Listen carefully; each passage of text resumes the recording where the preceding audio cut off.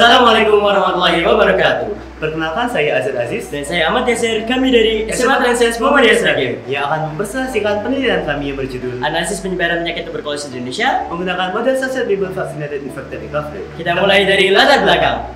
Tuberkulosis atau TB adalah penyakit menular pada organ paru-paru yang disebabkan oleh infeksi bakteri Mycobacterium tuberculosis.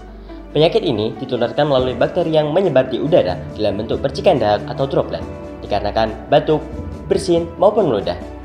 Jika bakteri ini masuk ke dalam tubuh individu dan kekebalan tubuh melemah, bakteri ini akan menyebar secara tidak terkontrol sehingga individu terinfeksi TB aktif. Menurut WHO, pada tahun 2020, terjadi 5,8 juta kasus baru TB di dunia, dan Indonesia menempati 3 posisi negara teratas penyumbang kasus TB di dunia setelah India dan Cina. Selain itu, TB merupakan salah satu dari 10 penyebab kematian teratas di dunia dan juga penyebab utama kematian dari agen infeksi tunggal. Di samping itu, pemerintah berupaya agar insiden TB dapat menurun dengan menetapkan program penanggulangan berupa eliminasi TB pada tahun 2035 yang ditujukan dengan angka insiden sebesar 1 per 1 juta penduduk dan Indonesia bebas TB tahun 2050. Sehingga diperlukan berbagai upaya dalam pencegahan dan penanganan penyakit TB agar angka insiden oleh penyakit tersebut dapat menurun. Untuk memantau penyebaran penyakit tersebut, model matematika dapat digunakan dengan mengamati perubahan banyaknya penderita dari waktu ke waktu dalam sistem persamaan diferensial.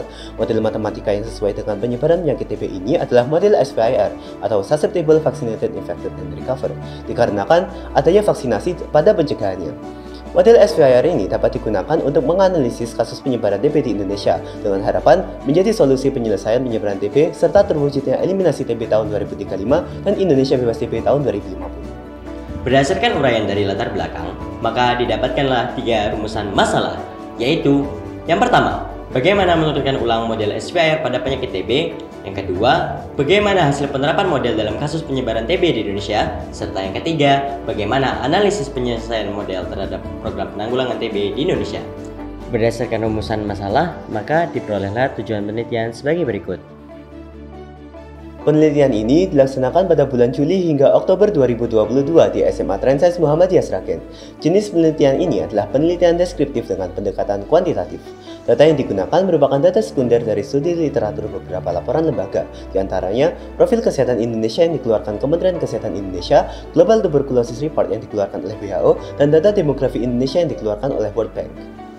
Langkah-langkah dalam penelitian ini dimulai dari menyusun model, menentukan estimasi parameter dan nilai awal, penyelesaian model, menentukan pola penyebaran, prediksi nilai indikator, dan simulasi parameter. Dalam penyelesaian model, digunakan software Wolfram Matematika 13 untuk menjalankan algoritma Rangga-Karto Orde 4, sedangkan nilai indikator yang dimaksud adalah angka prevalensi, angka insiden, dan angka mortalitas tinggi. Masuk ke hasil dan pembahasan. Pada bab ini, pembahasan dibagi menjadi 4 subbab. 1. Konstruksi model SVIR. Konstruksi model ini didasarkan pada model SVIR yang disusun oleh Widyaningsih et al.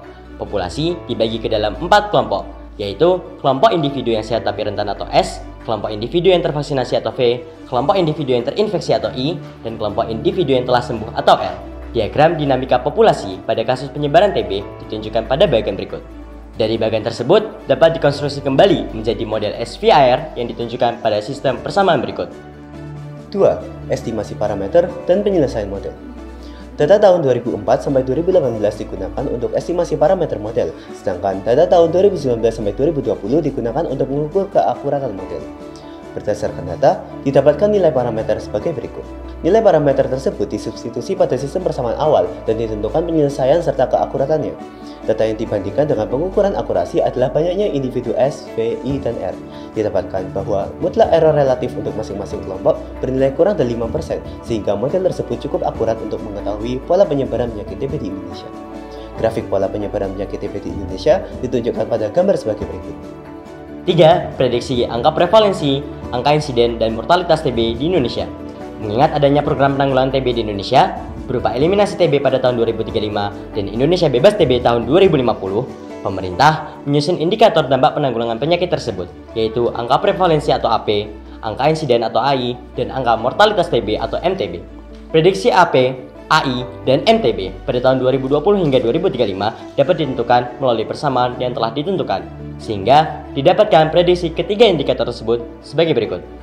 Berdasarkan hasil yang didapatkan, terdapat penurunan nilai dari ketiga indikator dari tahun ke tahun. Secara berturut-turut, rata-rata persentase penurunan tiap tahun untuk AP, AI, dan MTB sebesar 1,39%, 1,10%, dan 1,30%. Meskipun AP dan AI mengalami penurunan, tetapi prediksi tersebut menunjukkan bahwa target nasional penanggulangan TB belum tercapai, baik dari target eliminasi TB tahun 2035 maupun Indonesia bebas TB tahun 2050. 4. Simulasi parameter laju kontak. Simulasi parameter laju kontak dilakukan dengan menggunakan nilai parameter beta 0,3, 0,25, dan 0,2. Hasil simulasi ditunjukkan pada tabel berikut. Berdasarkan tabel tersebut, ketika indikator akan mengalami penurunan ketika nilai beta juga menurun. Ketika nilai beta diturunkan menjadi 0,2, terjadi penurunan AP, AI, dan MTB yang signifikan jika dibandingkan dengan data yang diperoleh sebelumnya. Meskipun angka tersebut menurun secara signifikan, tetapi angka tersebut belum mencapai target eliminasi TB pada tahun 2035. Dengan demikian, perlu adanya pembatasan lebih ketat antara individu terinfeksi dengan individu yang rentan agar angka insiden dapat menurun. Berdasarkan hasil dan pembahasan yang telah dilakukan, diperoleh 3 kesimpulan. 1. Model SVIR pada penyebaran penyakit TB dinyatakan dalam sistem persamaan diferensial sebagai berikut.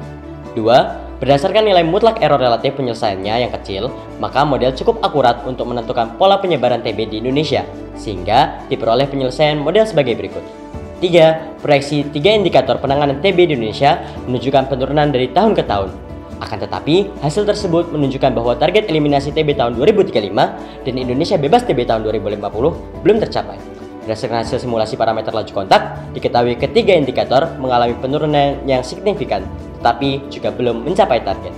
Dan saran dari peneliti berharap agar penelitian selanjutnya dapat melakukan simulasi parameter lain yang dirasa memiliki pengaruh besar pada penyebaran penyakit TB, seperti laju kelahiran.